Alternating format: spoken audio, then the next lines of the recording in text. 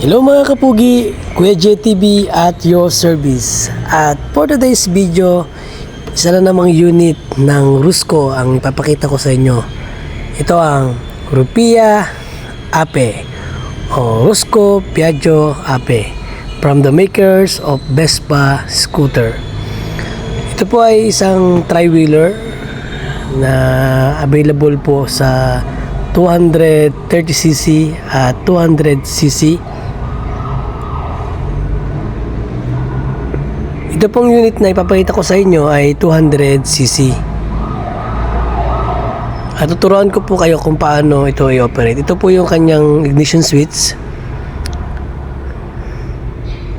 Yan po yung sa hazard. Ito po yung kanyang lever para pag mag-i-start po kayo, kailangan nyo po siyang pipindutin.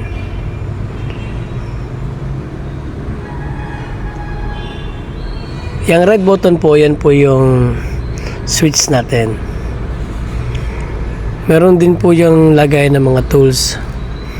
Ito pong may nakalagay na RC, yan po yung reverse at saka po paabante. Iaan nyo lang po yan. Yan naman pong kulay green na mahaba na yan. Yan po ang handbrake.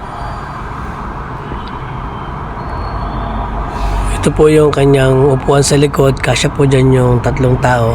At meron din po siyang space sa likod para lalagayan po ng inyong mga gamit. Kung meron po kayong pinamili, pwede nyo pong ilagay dyan. Alam nyo po itong tri-wheeler po ito, swak na din po ito sa pamasada.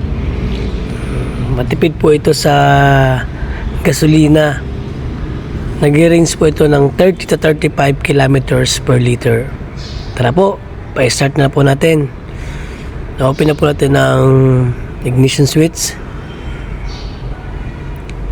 Then, sunod po dyan is pipindutin po natin itong lever nya para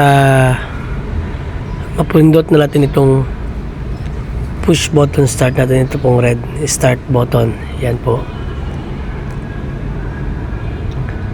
Napakadali lang naman po nito i-operate. Yan, push lang po yan, then mag-start na po talaga. Mag-start na po siya. Madali lang din po itong i-operate. Kahit babae, pwede po itong mga gamit. Napaka-basic lang.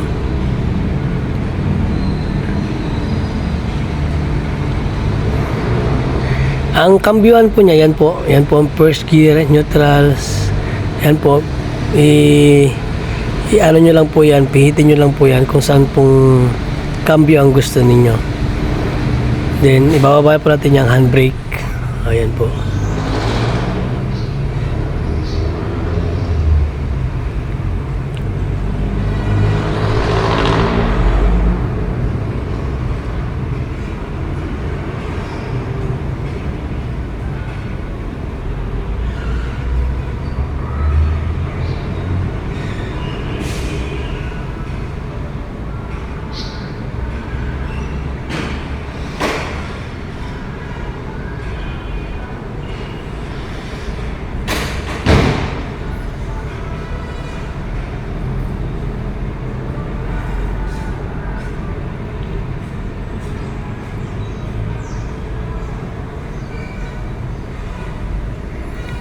Yan po, yan guys.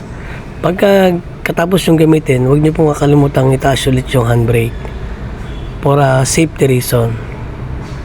Yun po, yun pong may susian na yun po yung lagayan ng mga tools. Meron din po siyang lagayan ng tubig. Yan guys. Kung nagustuhan niyo po ang video na to at meron po kayong katanungan, huwag po kayong mag-atubiling pumunta sa pinakamalapit na Rusco saan man po kayo nandoroon ngayon. At pwede rin po kayo mag-message sa FB Messenger ng Rusco Naga at tumawag sa cellphone number po ng Rusco. At maraming salamat po sa inyong panonood at God bless all. Maraming salamat po sa inyong panonood and God bless us all.